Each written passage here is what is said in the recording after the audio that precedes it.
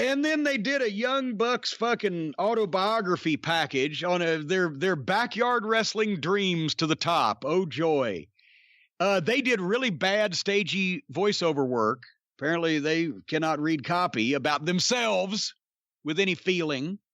And then some other professional voiceover guy told everybody how glorious it was that they'd started out in the backyard wrestling with all their friends, and now they're doing the same thing on national TV, playing wrestler with all their friends. Well, let me stop you here, Jim, because obviously a lot of questions came into the drive-thru asking your opinion about the idea that they're putting out a memoir, a duly written, I guess, memoir, where I'm sure there'll be lots of complaining about people like you and New Japan who didn't just let them do everything they wanted whenever they wanted.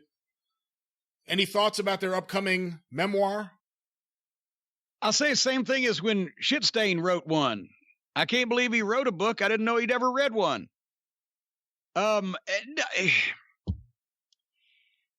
They've had this long journey in obscurity in independent wrestling until they got on national and I guess they'll make a big deal out of Japan, and everybody will go, what the fuck? This isn't exactly fucking James J. Dillon's book or Bobby Heenan's book or whatever the fuck. But yeah, they can have a book. Everybody can have a book. But see, the thing is, they didn't mean anything in Japan. I mean, that's the thing I think a lot of people miss. No, I didn't say they meant anything. I said they'd make a big deal out of it. 'Cause, it's like the fucking goofy outlaw group that actually ran their own shows in Japan and flew their guys over to draw 300 people. So they can say, we just sold out in Japan. It's yes, if you had a job with Baba or Inoki in the 70s and 80s, or if you had a fucking spot with a major company at major events since then, yes, Japan may be something to brag about, but not just because you've been there and wrestled, because now, as we know, they've got as many fucking outlaw mud shows in Japan and apparently 57 promotions that use middle school fucking girl children as professional wrestlers now in Japan. So just because you've been there, But the thing is, they whine so much about New Japan and how unhappy they are with the way New Japan treated them. They were opening match tag team guys.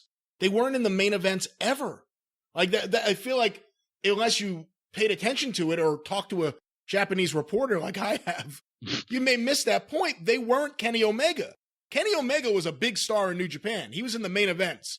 They weren't even close to that. They were opening match guys. But you listen to them and it's like, New Japan dropped the ball with them. You know what? If they wanted to have an argument, the Bucks and Kenny Omega still had the dissension in the fucking Bullet Club and all this stuff, they ought to just come out, because later on the Bucks are actually going to end up being going with it and being the nominal heels in the fucking match. Bucks says, hey, Kenny, did it ever just occur to you that the reason why that we're not happy with you anymore is because you're just a pretentious twat and you're not doing anything like what you were doing in Japan because you don't have those guys to carry you? and Omega could say something about, well, how long are you guys going to be the Young Bucks? How far into your 40s are you going to be the Young Bucks? And, I don't know. But anyway, the Young Bucks autobiography got a little package there. I hope there's a chapter about their political and religious views. That will interest a lot of people, I think. Oh, God, that's right. They're not only right-wing crackpots, but religious nuts too, aren't they? No wonder that we never really got along or fucking clicked to begin with before they even started super kicking small children for their birthdays. I'd like to see if the book addresses their thoughts on if Obama was born in America. That's what I'd like to see in that book. Oh, no, you're kidding. They're not some of them too. Holy shit. All right. Very good. Well, they love conspiracy theory. You've heard them tell the story that I asked to work with them, right?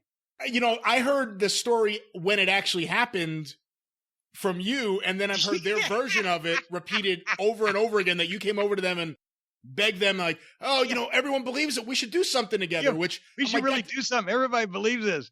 Which completely doesn't sound like something you would do to anyone who actually knows you. Well, for the uninitiated, what was it? Was it 2015 or 2016? Jeff Jarrett did the first round of Global Force wrestling events, and they were in conjunction with the minor league ball teams in Jackson, Tennessee, and Knoxville, and in Bowling Green, Kentucky.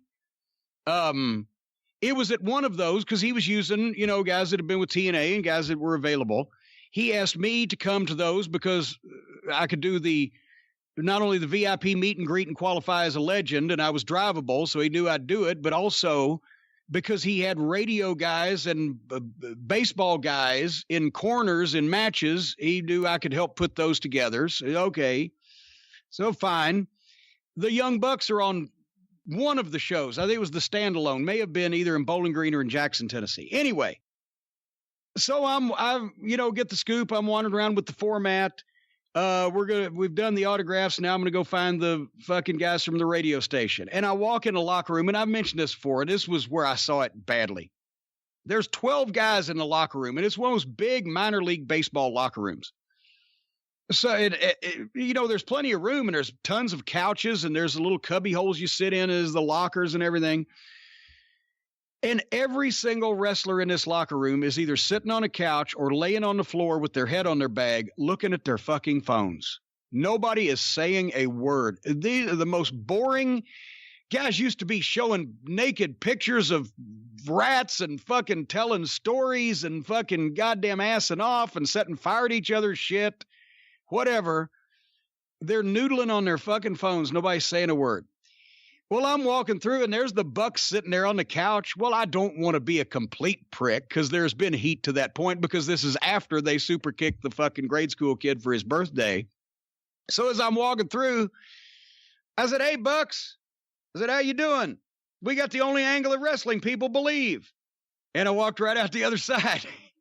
I was being a smartass because it didn't have to be said at the end as that's because it's fucking real, you little twerps. But I was being a smartass, and still at the same time, nobody could say I was unprofessional and didn't acknowledge them. You mean you weren't pitching an angle that you could work on multiple independent shows throughout the country? And no, all the ones that I didn't do because I didn't want to, no. And they responded, "Hey, Jim," and that was it. And then they went ahead and did their match, and then I was in the main event with the stars and the radio DJs. So anyway, but that was the big pitch for the big angle.